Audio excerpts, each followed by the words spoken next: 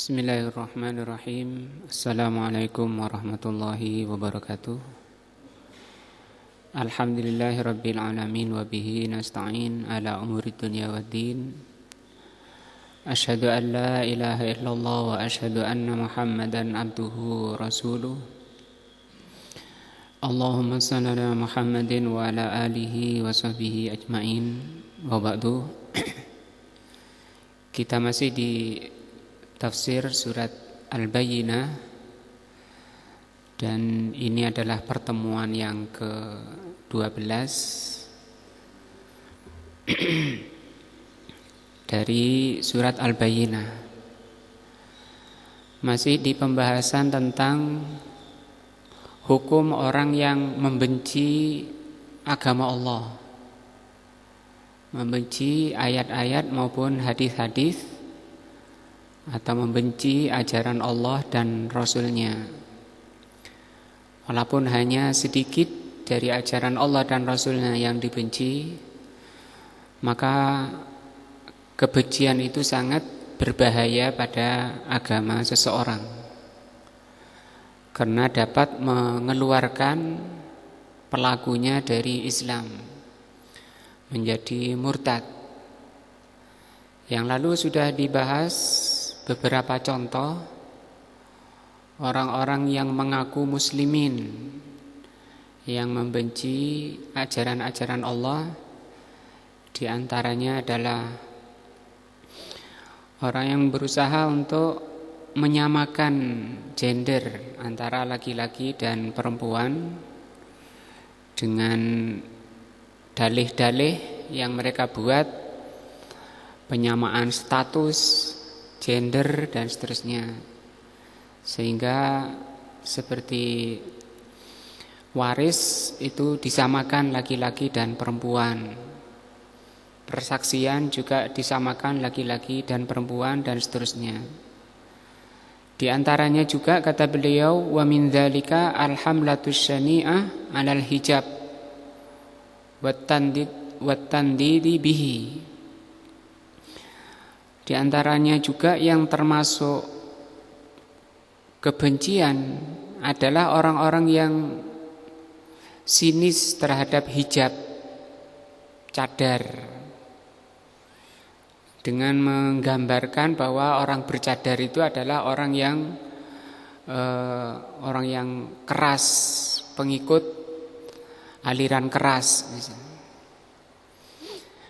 atau pengikut faham teroris. Mereka gambarkan dengan gambaran-gambaran yang mengerikan, supaya orang fobi, supaya orang menjauh dari Islam. Padahal sebelumnya, sebelum mendengar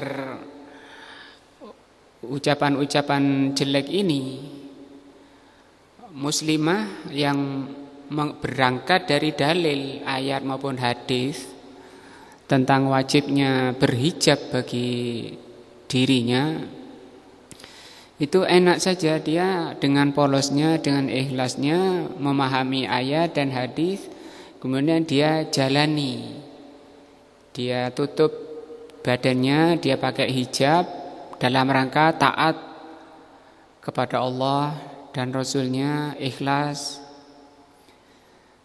Tapi kemudian datang orang-orang yang di hatinya ada kebencian pada ajaran tersebut, sehingga dia gambarkan bahwa orang yang bercadar itu adalah penganut faham teroris, faham keras, aliran keras dan seterusnya. Berlanjut kepada kebencian wa bi adillati syar'i, sehingga muncul kebenciannya kepada dalil-dalil syar'i allati ja'at bil hijab. Berikutnya dia membenci dalil-dalil ayat maupun hadis yang menjelaskan tentang hijab. Padahal itu ayat dan hadis juga dijalani oleh mukminat, muslimat, mukminat. Mereka berhijab dalam rangka untuk taat kepada Allah dan Rasulnya semata. Nah, wa in istata'u tad'ifaha. Kalau mereka dan mereka berusaha jika mampu untuk melemahkan dalil-dalil tersebut. Karena berangkat dari kebenciannya tadi, sinis, tidak suka. Walamma lam yastati'u, ketika mereka tidak mampu melemahkan dalil-dalil tersebut, rahu yu'allunaha wa yufassirunaha ala ghairi tafsiriha. Mereka takwil, mereka palingkan maknanya kepada makna yang bukan makna yang sebenarnya, yang disebut dengan takwil atau tahrif. Apa takwil atau tahrif itu? Menyimpangkan makna kepada makna yang salah. Karena memang Al-Quran itu ayat, untuk bisa memahami butuh makna yang butuh namanya tafsir. Yang di sini disebutkan oleh beliau ala ghairi tafsiriha. Ditafsir wa yufassirunaha ala ghairi tafsiriha. Mereka tafsir dalil-dalil tersebut tentang hijab kepada selain tafsirnya. Nah, bukan cadar maksudnya. Ayat dan hadis itu bukan cadar maksudnya. Ditafsir, kemudian mereka tafsir kemana mereka mau. Ketika Allah katakan tentang akidah misalnya, yadullah maghlula wa yadullah bal yadahu mabsutatan. Ketika Allah menjelaskan tentang kedua tangan Allah itu terbentang atau terbuka. Itu bukan tangan maksudnya. Kemudian mereka tahrif, mereka palingkan maknanya, itu maksudnya kekuasaan dan seterusnya. Ketika mereka tidak mampu secara sanad melemahkan dalil-dalil tentang hijab. Wa ala ghairi muradillahi wa rasulihi sallallahu alaihi wasallam. Mereka tafsirkan kepada tafsir selain yang dimaukan, yang dikehendaki oleh Allah dan Rasulnya. Di sini menjelaskan bahwa tafsir itu ada tolak ukurnya, ada standar. Ketika seseorang menafsirkan ayat dan hadis keluar dari standarnya, maka menyimpang, keluar dari jalan yang lurus. Nah, maka tidak boleh menafsirkan ayat maupun hadis itu semata-mata berdasarkan kecerdasan. Tidak boleh. Rasul mengatakan mangqala fil Qur'an bi ra'yihi, ya. Barang siapa membicarakan Al-Qur'an dengan ra'yunya, dengan pikirannya, falyatabawwa maq'adahu minan nar. Maka bersiap-siaplah menempati tempat duduknya di neraka. Itu celaan, ancaman dari Allah dan Rasulnya orang-orang yang bicara Al-Quran dengan akalnya, dengan pendapatnya. Dan itu dosa besar.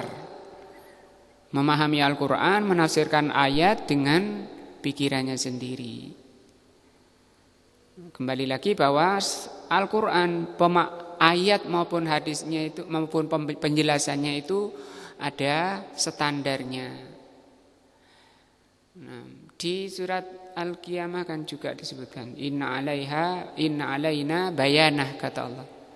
Sungguhnya kewajiban kami menjelaskan kepada Rasul tentang maksud, tentang tafsir dari ayat-ayat itu. Makanya Rasul bilang umatku ini pecah menjadi 73. Sintani wa sab'in finnar, yang 72 itu di neraka. Kenapa masuk neraka? Karena tadi menyimpangkan makna dari standarnya, keluar dari penafsiran standarnya. Wa wahidatun fil jannah, kata beliau, dan satu golongan yang selamat yang disebut dengan al-firqatun najiyah, golongan yang selamat, al-mansurah, yang mereka ditolong, atau at-Thaifah al-Mansurah Ahlus Sunnati wal Jamaah. Rasul bilang wa wahidatun fil jannah, satu golongan saja yang selamat di dunia dari penyimpangan, dari kesesatan, dan selamat di akhirat dari balasan dari penyimpangan tersebut, yaitu dari azab kubur, dari dahsyatnya azab di mahsyar, dari neraka. Masuk apa? Surga. Wahia al-jamaah, kata Rasulullah SAW, yang satu tadi namanya jamaah. Para sahabat masih bertanya, jamaah itu siapa? Ma'ana alaihi wa ashabi, yaitu yang ada pada diriku dan sahabatku.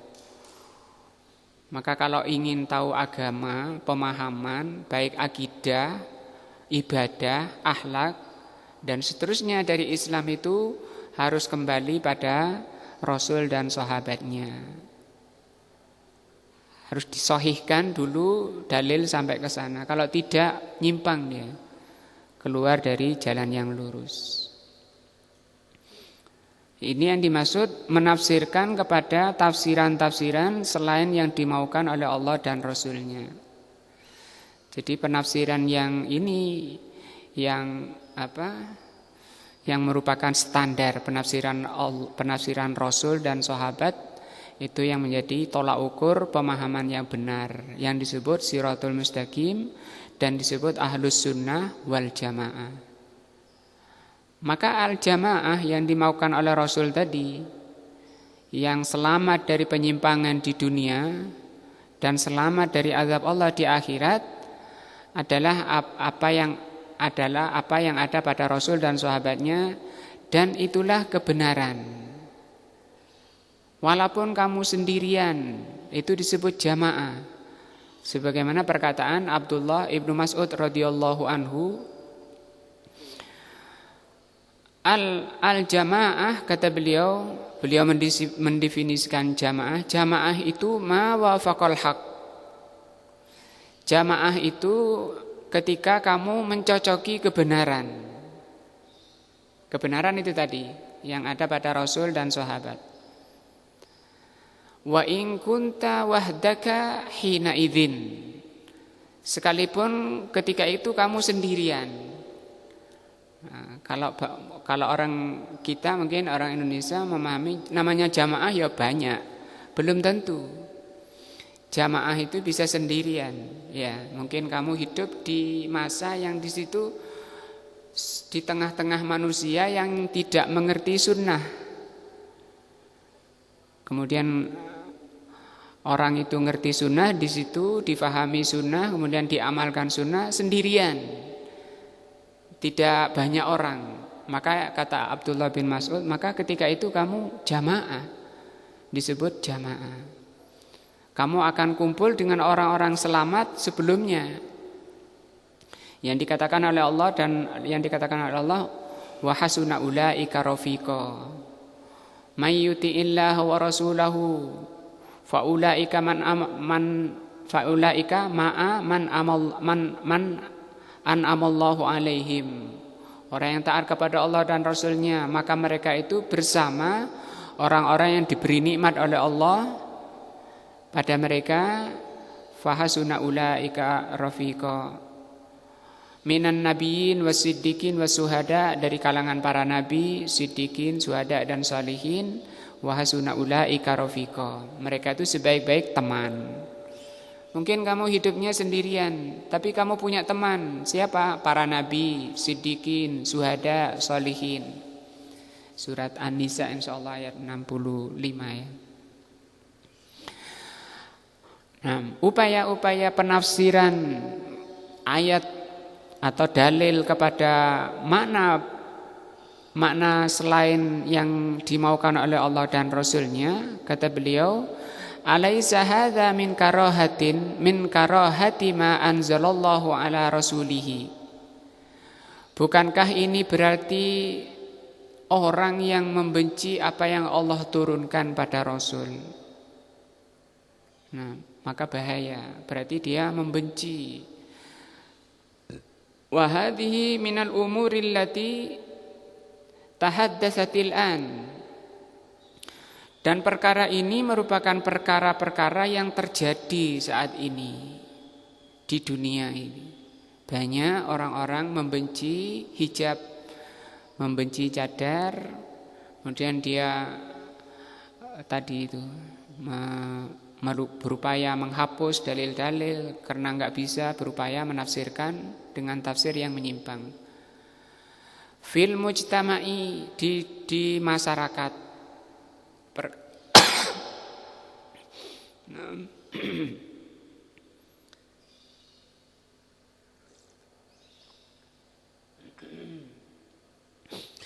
Perkara inilah yang terjadi saat ini di masyarakat muslimin. Wa dhaharat fi maqalatihim, dan nampak jelas dalam ucapan-ucapan mereka.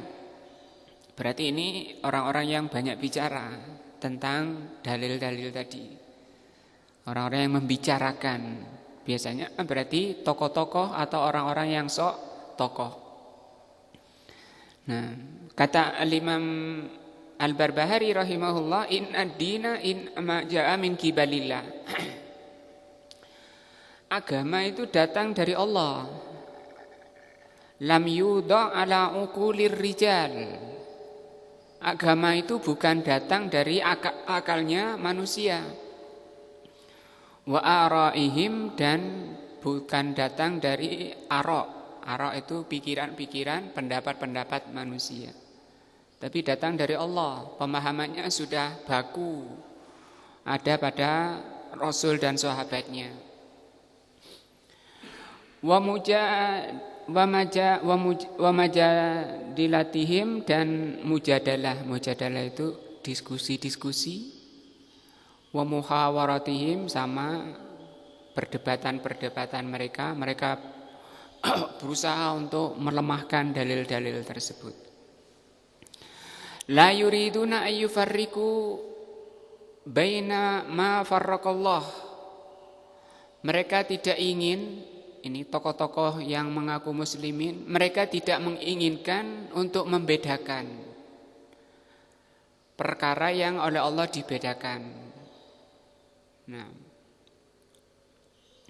wallahu ta'ala farraqa, sementara Allah Subhanahu wa ta'ala membedakan bainal mu'minina wal kuffar. Allah itu membedakan antara orang mukmin dan orang kafir. Wa farraqa bainal mu'minina wal yahuda wan nasara. Allah membedakan antara mukminin, Yahudi dan Nasara. Wahum yakulun, sementara mereka mengatakan la farqa bainal mu'minina wal yahudi wan nasara. Tidak ada perbedaan antara mukminin, muslimin, Yahudi, Nasara, itu kulluhum mu'minun. Karena mereka punya kitab, punya Rasul, beriman pada Allah. Nah, disamakan oleh mereka. Sehingga sering kita dapati ada banner-banner besar doa bersama antar agama. Wal yahudu wan nasara ahlu kitabin. Yahudi dan Nasara mereka itu ahli kitab, punya kitab. Walahum ahkamun khawasatun. Mereka punya hukum-hukum yang khusus. Lakin la yusawna bil mu'minina. Nah, mereka walaupun punya kitab, mereka disebut ahli kitab, Yahudi dan Nasara itu, mereka ini tidak sama. Tidak sama dengan mukminin. Wala yusawwa dinan Nasara wal Yahud bidinil Islam. Maka sama sekali tidak sama agama Nasara, agama Yahudi dan agama Islam itu tidak sama. Maka sudah selesai dengan sempurnanya Islam itu urusan atau upaya orang-orang yang mengaku muslimin untuk menyamakan antara agama-agama. Mereka bilang agama Ibrahimi, agama Samawi, Agama samawi itu apa? Yahudi, Nasrani, Islam. Maka itu batil. Nah, dinul Islami, agama Islam itu huwa al-haqqu wahdahu. Agama yang benar itu cuma satu, yaitu Islam saja. Walaupun misalnya di negara seperti di negara-negara atau di Indonesia misalnya mengakui agama itu ada 7 atau 6, diakui, diresmikan, maka secara syar'i menurut Islam agama yang benar itu cuma satu, Islam saja. Berdasarkan ayat ya, inna dina indallahi al-Islam. Agama yang diterima oleh Allah hanyalah Islam. Walaupun yang lainnya diterima oleh negara, tapi di sisi Allah tidak diterima. Wa may yabtaghi ghairal islami dinan, kata Allah, barang siapa mencari agama, memeluk agama selain Islam, falan yuqbala minhu, maka agama selain Islam itu tidak diterima. Wa fil akhirati humul khasirun, dan di akhirat mereka kekal di neraka. Fala yasfi bihi dinal yahud, maka tidak sama dengan Islam itu agama Yahudi wan Nasara. Wa in kanu lahum ahkamun khassatun, walaupun mereka punya hukum-hukum secara khusus. Yamtazuna bihi alal kufri, yang dengan hukum-hukum khusus itu orang Yahudi Nasrani itu berbeda, punya perbedaan dengan kekufuran yang lain. Yahudi dan Nasrani ini punya kekhususan yang berbeda, melebihi agama-agama yang lain, misalnya dibanding agama Hindu, agama Buddha, Konghucu, keyakinan, kebatinan. Beda, karena Yahudi Nasrani ini dibimbing oleh kitab, misalnya iman kepada Allah misalnya. Nah, walaupun demikian, walaupun punya kekhususan-kekhususan, Yahudi dan Nasrani itu tetap agama yang batil, isinya kekufuran. Oleh Allah dikatakan kalau sampai meninggal di atas kekufuran, di atas agama Yahudi dan Nasrani, mereka kekal di neraka. Sebagaimana diterangkan dalam surat ini, innal ladzina kafaru min ahlil kitabi wal musyrikina apa? Fi nari jahannam khalidina fiha. Punya orang-orang kafir dari ahli kitab Yahudi dan Nasrani dan musyrikin, mereka di neraka jahanam, kata Allah. Mereka kekal di dalamnya. Walakin laisa ma'na hadza an nusawwi dinahum, bukan berarti walaupun punya kekhususan agama Yahudi Nasrani itu kemudian disamakan dengan Islam. An nusawwi dinahum bidinil Islam. Faman sawwa dinal yahuda wan nasara, dinal yahudi wan nasara, barang siapa yang menyamakan agama Yahudi, agama Nasara, bidinil Islam, dengan agama Islam, fahuwa kafirun, maka ini kafir. Nah, hati-hati, ini nasihat kepada terutama yang merasa sebagai tokoh-tokoh Islam, katanya tokoh antar agama ya, tokoh antar agama ya.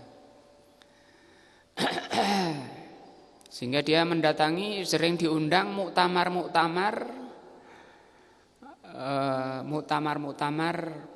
penyamaan antar agama. Seakan-akan nanti itu keluarnya bukan membela Islam, malah melebur, kemudian lembek, malah terbawa oleh makar-makarnya Yahudi dan Nasrani. Karena Yahudi dan Nasrani punya makar yang dikatakan oleh Allah dan yang dikatakan oleh Allah, walantar do'angkal yahudu walan nasara hatta tattabi'a millatahum wahum la yuriduna an tadhkural ayati. Mereka tidak suka, tidak ingin kalau engkau menyebutkan ayat-ayat allati fil wala wal bara. Seperti surat Mujadilah ayat 22 ya. Mereka tidak senang kalau kamu menyebutkan ayat-ayat yang menjelaskan tentang wala dan bara. Wala itu artinya loyal, bara itu berlepas diri. Sebagaimana sudah lalu dibahas bahwa orang mukmin tidak boleh mencintai, tidak boleh loyal kepada orang kafir. Misalnya dijadikan pemimpin, kemudian dijadikan pembantunya dan mencintai. Tidak boleh, harus benci pada orang kafir walaupun orang tuanya sendiri. Walaupun dia masih tetap hukumnya wajib berbuat bakti kepada kedua orang tuanya. Tetap berbakti, tetap pada kedua orang tuanya wajib. Tapi tidak boleh apa? Mencintai. Wallati anzalahallahu fil Qur'an, yaitu ayat-ayat yang Allah turunkan di dalam Al-Qur'an. Bisa dilihat lagi surat Mujadilah ayat 22. Wala yuriduna an tadhkural ayati, mereka tidak senang kalau engkau menyebutkan ayat-ayat allati tatakallama anil yahud wan nasara. Ketika kamu menyebutkan ayat-ayat tentang Yahudi dan Nasara, seperti tadi walantar do'angkal Yahudu walan Nasara, tidak suka. Menyebutkan ayat-ayat tentang Yahudi dan Nasara wa tudzammahum, dan ayat-ayat yang menjelekkan Yahudi dan Nasara. Wa tal'anahum, dan melaknati Yahudi dan Nasara, karena Yahudi ini memang orang-orang yang jelek, orang-orang yang rendah, dan orang-orang yang dilaknat oleh Allah, oleh Rasul. Wa tubayyinu madzahibahum, dan tidak suka kalau engkau menjelaskan ajaran-ajaran mereka. Wa mahzihim dan wa makhazihim, dan tidak suka kalau engkau menjelaskan kerendahan-kerendahan mereka, kehinaan-kehinaan mereka. Banyak di surat-surat Al-Baqarah awal-awal itu sudah Allah turunkan sekian ayat tentang Yahudi dan Nasara. Wal ayatul lati ta'muru bibaghdil yahud wan nasara. Mereka tidak senang kalau kamu menyebutkan ayat-ayat yang memerintahkan untuk membenci Yahudi dan Nasara. La yuriduna an yasma'uha, mereka tidak ingin kalau mereka itu mendengar kamu baca ayat-ayat ini. Sehingga kita tahan nanti ada orang yang benci pada ayat ini. Nah, maka enggak apa-apa dibaca. Kalau orang membenci ayat-ayat Allah itu bahaya, kafir. Alaysa hadza min karahati ma anzalallah? Bukankah ini berarti membenci apa yang Allah turunkan? Yang dimaksud di sini bukan Yahudi ya, muslimin atau orang tokoh-tokoh muslimin yang tidak suka kalau kita itu membahas ayat-ayat tentang Nasara, tentang wala dan bara. Berarti mereka ini membenci apa ayat-ayat yang Allah turunkan pada Rasulnya. Hadza amrun syadidun jiddan. Maka perkara ini adalah perkara yang sangat berbahaya. Apa bahayanya? Bisa mengeluarkan pelakunya dari Islam. Qala Allah Ta'ala, Allah mengatakan dzalika bi annahum ittaba'u ma askhatallah. Munculnya ini tadi karena mereka mengikuti apa yang Allah murkai. Nah, wa karihu ridwanahu, dan mereka membenci perkara-perkara yang diridhoi oleh Allah. Apa bahayanya? Fa ahbata a'malahum, Allah hapus amalan-amalan mereka. Fal wajibu 'alal muslim, maka yang wajib bagi setiap muslim mukmin an yattaqillaha, bertakwa kepada Allah. Wala yudahinu al-kufra, jangan lembek, mengalah, tunduk, luluh dengan kekafiran. Lembek kepada orang Yahudi dan Nasara. Mungkin kita ingat pada ayat bagaimana sikap Rasul dan sahabat dengan orang-orang kafir. Asyidda'u 'alal kuffar, ruhama bainahum, ya. La yudahinunahum, jangan lembek pada mereka. Fi dinillah, di dalam agama Allah. Tidak boleh ngalah pada agama yang rendah seperti itu. Demi meninggikan kalimat Allah, demi meninggikan agama Allah. Waddu law tudhinu fayudhinun. Orang-orang kafir menginginkan, waddu itu artinya mereka ingin, law tudhinu, kalau kamu itu ngalah, kalau kamu itu lembek. Fayudhinun, kemudian mereka sok lembek, sok mengalah, sok lulu dan seterusnya, dengan berbagai cara. Mereka lembut sosialnya, dengan bunga-bunga sosial, dengan harta, ucapan, murah senyum dan seterusnya. Padahal hati mereka itu telah diterangkan oleh Allah, walantardo. Ridho itu termasuk amalan hati yang kita tidak tahu, karena keridhaan itu termasuk ada di dalam dirinya, di dalam jiwanya, amalan hati. Tapi di situ Allah memberitahu kita kondisi mereka, walaupun mereka sudah di puncak kebaikannya secara zahir kepada muslimin mereka orang terbaik sudah. Tapi hati-hati, di hati mereka selama dia Yahudi dan Nasrani, mereka tidak akan ridho. Di situ Allah menggunakan kata lan. Kalau lam pakai mim itu masih ada kemungkinan bisa lulu.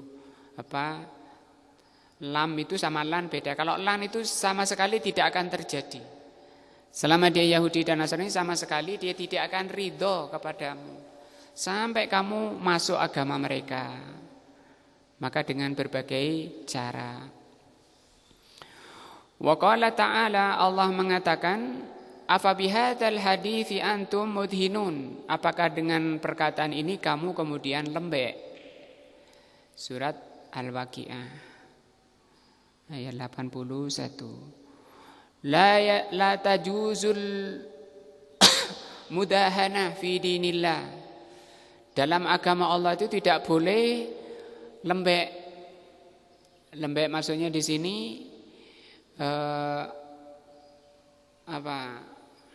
loyal sana sini diikutkan, ikut sana sini, sana senang sini senang, pramuka namanya ya, sini senang sana senang.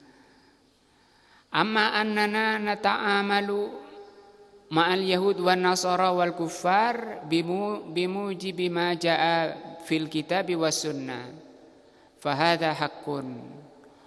Walaupun kami tetap bermuamalah, berhubungan baik dengan Yahudi dan Nasara dan orang-orang kafir lainnya selain Yahudi dan Nasara, tetap kita tetangga, tetap kerja sosial bareng, kerja bakti bersama, tetap urusan muamalah, dagang ya tetap dagang bareng, join kerjaan, mungkin Yahudinya jadi bos, Muslimnya jadi pembantunya dan sebaliknya, itu tidak apa-apa, boleh, perkara yang boleh. Tapi memang itu yang dibimbingkan di dalam Alkitab was sunnah. Fahadha haqqun, ini boleh, benar. Nah, amma annana nusawina, tapi kalau kami harus menyamakan bil muslimin, fahadha batilun, maka ini batil. Seperti yang lalu ya, yang lalu sudah dibahas, mencintai orang kafir Yahudi dan Nasrani dan orang musyrikin itu hukumnya kafir, hukumnya batil. Walaupun orang tuanya itu tidak boleh dicintai, walaupun dia tetap berbakti pada orang tuanya tidak boleh dicintai. Demikian juga di sini Kita tetap berhubungan baik, dagang dengan orang-orang kafir, tapi bukan berarti kita menyamakan. Tidak boleh. Tetap muslimin, Islam, Yahudi, agama mereka agama yang batil. Kalau bisa ya didakwahi. Kalau bisa diajak pada agama yang benar. Ketika mereka mengatakan agama itu padha ae, jangan terima. Oh, enggak sama. Dijawab enggak sama. Siapa bilang sama? Kalau kita bilang enggak sama, siapa bilang? Allah Subhanahu wa taala mengatakan enggak sama. La yastawi ashabun nar. Ini diantara dalil-dalilnya ya. Dalil bahwa apa? Agama Yahudi dan Nasrani, agama kafir tidak sama dengan agama Muslim. Allah mengatakan la yastawi. Artinya apa? Tidak sama. Ashabun nari wa ashabul jannah. Penghuni neraka dan penghuni surga ya tidak sama. Orang Yahudi penghuni apa? Neraka. Nasara penghuni apa? Neraka. Mana dalilnya? Ini surat Al-Bayyinah yang sedang kita bahas. Innal ladzina kafaru min ahlil kitab. Ya. Wal musyrikin fi nari jahannam. Mereka di neraka jahannam. Maka orang Yahudi dan Nasrani kalau tidak ingin menjadi penghuni jahannam harus ditinggalkan agamanya, masuk ke dalam agama yang diterima oleh Allah, yaitu al-Islam. Ashabul jannati humul faizun. Penghuni surgalah yang berbahagia. Kalau mereka dikatakan oleh Allah khasirun. Di ayatnya tadi, wa may yabtaghi ghairal islami dinan fala yuqbala minhu wa fil akhirati humul khasirun. Di akhirat mereka merugi. Walaupun di dunia orang tertinggi, orang termulia di dunia, orang terkaya misalnya. Tapi itu penghuni neraka kalau mati belum beriman kepada Rasulullah Muhammad SAW. Juga firman-Nya am hasiballadzina jtarahu as-sayyi'at.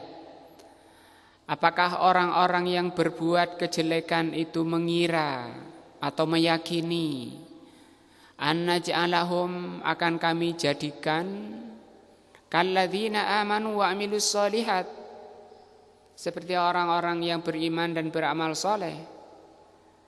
Nah, sawaan mahyahum wa mamatuhum, kami samakan kehidupan mereka dan kematian mereka. Apakah mereka mengira seperti itu? Matinya orang mukmin sama dengan matinya orang kafir, sama-sama menuju Allah, cuma beda jalannya. Nggak bisa, tidak akan sampai mereka kepada keridhaan Allah. Sa'ama yahkumun, kata Allah, sangat jelek keputusan mereka. Wa qala ta'ala, Allah juga mengatakan am naj'alul ladzina amanu wa amilus solihati kal mufsidina fil ardi. Apakah akan kami samakan orang-orang yang beriman dan beramal soleh seperti orang yang berbuat kerusakan di muka bumi? Kalau kita baca tafsirnya, orang-orang yang berbuat kerusakan itu adalah dengan maksiat dan kekufuran. Dan orang yang memakmurkan bumi itu adalah dengan apa? Iman dan takwa dan amal soleh. Sebagaimana firman Allah, "Lau kana ahlul qura amanu wattaqau lafatahna alaihim barakatin minas sama'i wal ard." Kalau penduduk suatu negeri itu mau beriman dan bertakwa, maka kami bukakan bagi mereka barokah. Barokah di situ meliputi kemudahan rizkinya, keamanan negerinya. Sampai dikatakan oleh Syekh Ibnu Utsaimin, sebenarnya suatu negeri itu tidak, yang lebih darurat itu bukan memperkuat senjata. Bukan memperbanyak tentara sampai diadakan wajib militer misalnya. Kemudian senjatanya tercanggih. Maksudnya yang paling dibutuhkan penduduk suatu negeri itu keimanan dan ketakwaan. Nah, janji Allah kalau penduduk suatu negeri itu beriman dan bertakwa, Allah akan turunkan apa? Rahmah. Allah buka rahmah, di antaranya rahmah apa? Keamanan negerinya. Nah, dijaga oleh Allah dari bahaya-bahayanya. Am naj'alul muttaqina kal fujjar, atau apakah kami akan jadikan orang bertakwa itu seperti orang fujar, fajir, durhaka. Jadi tidak boleh kita menyamakan wong apik mbek wong jelek kok disamakan. Ya ndak sama. Fala yajuzu hadza abadan, maka ini sama sekali tidak boleh. Ya, tidak boleh. Fallahu jalla wa ala anzalal Qur'an bil farqi. Maka Allah Subhanahu wa taala menurunkan Al-Qur'an ini dengan membedakan atau perbedaan bainal mukmin wal kafir. Al-Qur'an itu disebut Al-Furqan. Al-Furqan itu pembeda antara yang baik dan yang buruk, antara mukmin dan kafir. Sawaun kana wasaniyan, apakah mereka itu wasani ini penyembah berhala, au dahriyan ini faham ad-dahr itu masa. Jadi tidak ada kiamat, itu tidak ada, pencipta itu tidak ada, yang ada hanya dahr. Yang menjadikan orang itu ada itu masa, nanti ada masanya ada masanya enggak ada. Nah, terbawa oleh dahr masa, namanya faham dahriyah. Au nasraniyan, atau nasrani, au yahudian, atau yahudi. Jadi Islam, Al-Qur'an di sana sudah menjelaskan perbedaan-perbedaan mereka. Maka orang yang menyamakan, berusaha menyamakan, itu mungkin mereka faham, mereka baca ayatnya tapi dipalingkan, atau mereka tidak baca ayat-ayatnya yang membedakan. Fayajibu an nunazzilan nasa manazilahum, maka wajib bagi mukminin muslimin memposisikan manusia itu pada posisinya. Nam wala na'khudna fillahi laumatalaim. Kita tidak boleh bersikap di agama Allah itu, tidak boleh canggung, takut ketika menjelaskan agama Allah itu laumatalaim, celaannya para pencela. Tetap harus disampaikan yang benar ini kebenaran, yang batil tetap kebatilan. Berat mau mengucapkan Yahudi itu kafir misalnya, berat. Nasrani itu kafir, berat, itu tidak boleh. Walaupun banyak orang memusuhi dan seterusnya, karena memang Allah yang menjelaskan di surat Al-Bayyinah, ya. Innal ladzina kafaru min ahlil kitab, orang-orang kafir dari Yahudi dan Nasrani, fi nari jahannam. Wala sakka anna mahabbatal Qur'an wa mahabbatas sunnah hiyal iman. Dan tidak diragukan lagi bahwa mencintai Al-Qur'an, ya, dan mencintai sunnah itu merupakan apa? Iman. Maka orang beriman adalah orang-orang yang mencintai Al-Qur'an, baik itu ayatnya maupun tafsirnya yang benar. Juga mencintai sunnah dan ajaran-ajarannya yang datang. Rasul mengajarkan laki-laki berjenggot, jangan sewot, ya, sinis pada orang-orang berjenggot, ketika orang berjenggotnya itu dalam rangka taat pada Allah dan Rasulnya, cinta pada Allah dan Rasulnya. Orang-orang beriman, Masya Allah, mencabut satu jenggotnya aja tidak berani. Nah, itu hanya berdasarkan perasaannya, nafsunya, kemudian dengan asiknya nyukur jenggotnya di depan cermin sampai bersih, mulus, sampai kayak ibu-ibu, ya. Nah. Maka di antara keutamaan berjenggot, jenggot itu adalah perhiasan yang Allah berikan pada laki-laki untuk mempertahankan ketampanannya. Ya, jenggot itu diantaranya. Sekarang laki-laki kalau masih muda itu ganteng, tampan, kulitnya masih halus. Tapi kalau udah umur tua, hilang ketampanannya, hilang. Wanita juga ya, masih muda, cantik, ayu dan seterusnya, glowing. Tapi kalau udah tua, yang laki-laki tidak berjenggot, perempuannya enggak berjenggot. Tinggal apanya? Sama itu. Nah, sama entek cantiknya, entek gantengnya. Tapi muslim, orang yang berjenggot masih bertahan ketampanannya dengan apa? Jenggotnya.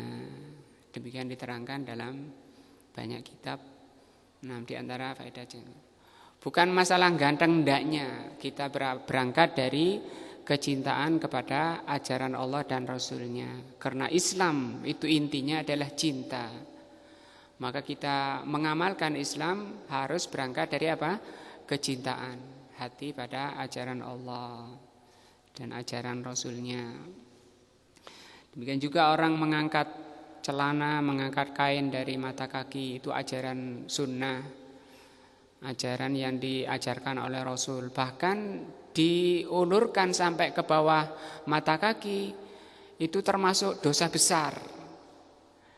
Ada Al-Imam Az-Zahabi punya kitab Kabair namanya. Kabair itu dosa-dosa besar dikumpulkan, dan itu muslimin mestinya baca, harus baca supaya bisa menghindarkan perbuatan dosa yang besar itu apa saja. Di situ sekitar 70 lebih. Dan diantaranya adalah laki-laki menjulurkan kainnya sampai di bawah mata kaki. Ma asfala minal ka'bain minal izar finnar, kata Rasul SAW. Kain yang menjulur sampai bawah mata kaki itu akan menyeret ke neraka. Maka takutlah kita kepada Allah dengan bertakwa, takut kepada Allah, mengikuti sunnah nabinya dengan mengangkat kainnya jangan sampai menjulur ke bawah mata kaki, karena itu merupakan iman. Mudah-mudahan ini yang bisa kita bahas pada pagi ini. Mudah-mudahan menambah iman dan takwa kita, kecintaan kepada agama Allah. Subhanakallah bihamdika asyhadu an la ilaha illa anta astaghfiruka wa atubu ilaika. Wassalamualaikum warahmatullahi wabarakatuh.